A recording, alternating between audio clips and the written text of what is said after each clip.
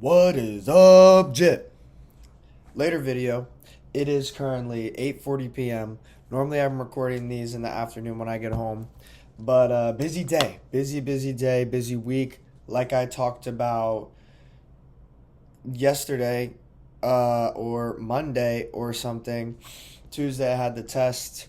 Now it's Wednesday, got a nice workout in, had a class, did some homework, did some studying, got another test tomorrow. Let's get right into this. Raider 3, Week 7, Day 4, end of Week 7. I'm going to pull up the log right here. Squat day, my favorite day. And coming from the last session, it was a doozy.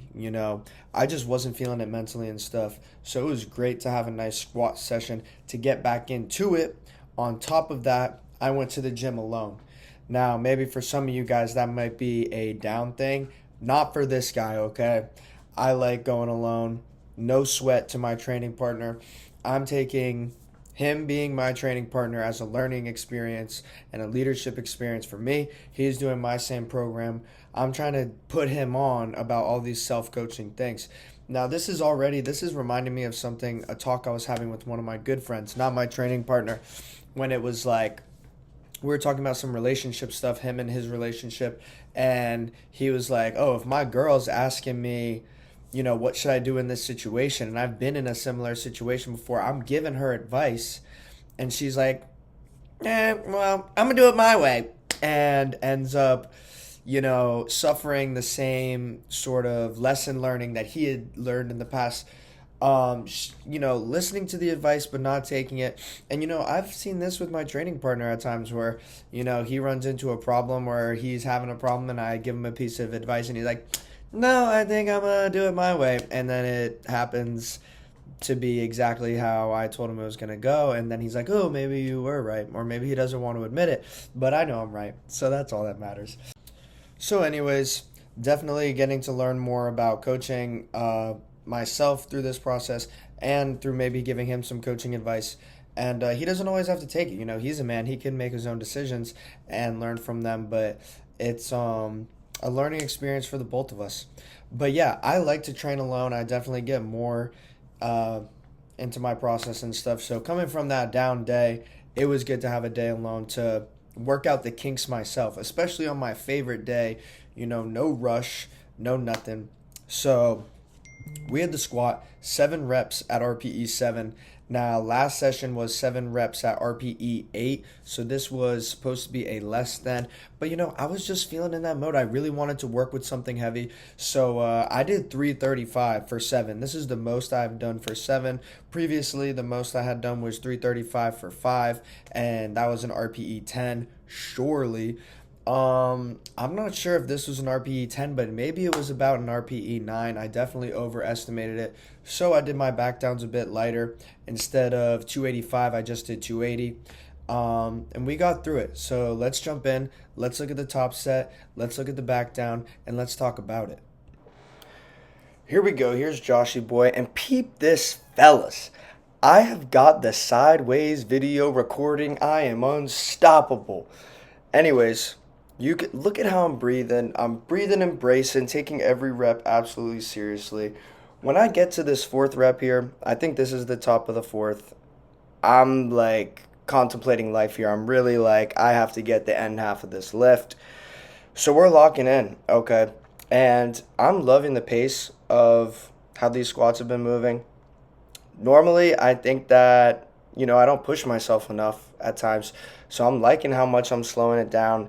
And these 7 reps are significantly longer than the last back down 7 reps.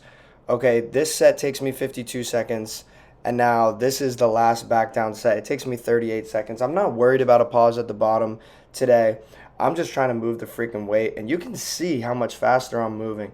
So what I'm thinking on my top set is that was probably like an RPE 8, not an RPE 9, not an RPE 7. But, I'm a young man. I'm learning about self-coaching. Like, if I'm off by 1 rep on the RPE, that's a win for me. Getting to the end here, only got a few more reps. Taking big breaths. You can see me in the mirror. It's a bit embarrassing. But, yeah, we do it. We get through it. Push through. I'm sure I'm going to go and record over some audio there and talk about them. But actually, watching that top set back, I like the depth on all the reps. And I think not even RPE 9, maybe RPE 8. So, like, that's fine. Moving on to my row of choice. Moving up last week, we had done 3 sets of 15 with 150 pounds. So I moved it up to 165. And I just wanted to get 3 sets of 12.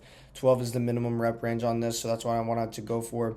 And my low back was feeling super fatigued from this squat session. So, how did I do? First set, got 12, and it felt really hard, even though I warmed up well. And like I've been noting time after time, it's like after I get into these working sets, it gets like almost easier for a phase before it gets harder. Sets 2 and 3, significantly easier. So that was great.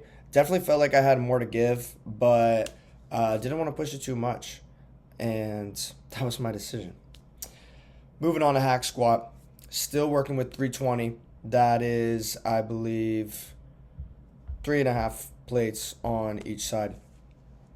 Previously, I had done my first 2 sets, 6 reps. Last set failed at after 9 reps. This week, I really wanted to beat that. Got my first 2 sets to 7, and it was definitely feeling better on my knees, quads, and back. Then, last set I matched with 9, and I didn't go for that 10th rep failure. I was happy with getting 2 more reps cumulatively this week, and that was awesome. Hip thrust, moved it up from the 3.5 plates, did 3 sets of 10. Now I'm working with 4 plates on each side. And that's just crazy for me, repping the 4 plates on each side at the hip thrust. Girl next to me has like the 10 and the 5 on each side, and I'm there with like the 4 plates, No diss to her. Everybody's got to start somewhere. But I just felt absolutely chatty, and I thought you guys should know. So, aiming for 3 sets of 6. First 2 sets I got 6. Last set I got 7 because I was just feeling like an absolute animal. And at that point, the puny woman had left. So I knew I could grunt, moan, and screech my way to 7 reps. That's all for the accessory movements in the workout. Now we're going to talk about the ab work. This starts when I start doing my row. So first set unweighted to 20. Second set 3-pound weight to 20. And it was hard, like I noted in my last either squat or deadlift video on these lower body days. Both movements, squat and deadlift, are super fatiguing on the abs. And it's more about an effort thing from this point going forward. We want to make sure we progressively overload, but we always need to make sure that the effort is there, even if we can't do that. So, third set with the 5-pound weight now. I didn't really track where I got to. I believe it was like somewhere around 15 reps of a steady movement before I went into resting at the bottom for half a second. Something I did note, though, is on the next set, my 4th set, I got 20 nonstop. That was amazing. 5th set, I made sure I got 20. Not sure where I stopped along the way, but it was not nonstop. It was a grinder getting those last few out. But that's what we love. I'm going to talk a little bit about calf work. This is something I don't normally log or talk about, but today I definitely know I can. So this is when I'm setting up my hip thrust, I start warming up my calves. So I'm using like the seated calf raise that's plate loaded. Have no idea what the machine adds on. So I just put on like a plate and I did like 10, whatever, to warm up. Then I had done 2 plates, I believe, for like 12 or 10, also to warm up. And what I wanted to work with was 2 plates with a 10 on top.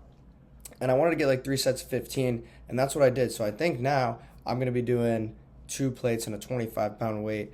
That'll be good to progressively overload the calves. Excellent workout, excellent bounce back, excellent video.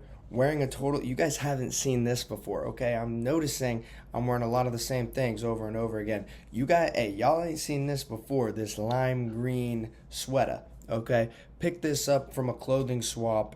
I don't even remember what I swapped. That's how meaningless it was to me. So, thank y'all for watching.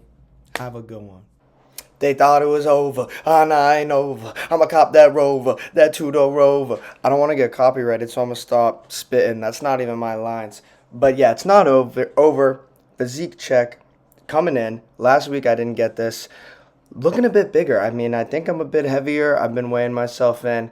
After this workout, had an amazing number 2 TMI. So if you're stopping by for the physique check, that's what you also get. Liking how I'm looking. I really hope that you guys always like how you look in your life. It's good to be happy with how you look. Even when I didn't look like this, I was happy with how I looked. And I'm sure when I look back a year from now, hopefully I'm still happy with how I look, and I look way better than this. Really, I'm watching this back for the first time. Loving how the back is looking in the rhomboids. My God, my rhomboids are ahead of everything on my back. I want those erectors. I want those lats. Check out these legs. It's far away. I know I talk a lot, you guys, but I got cut off. What I wanted to say is I haven't figured out how to take the video of the physique sideways yet. I haven't figured out a good way to set it up where I get myself in the full picture. So you guys are going to have to deal with that. But I definitely think from now on, I'm going to sideways record the lifts. All right. For real this time, have a good one.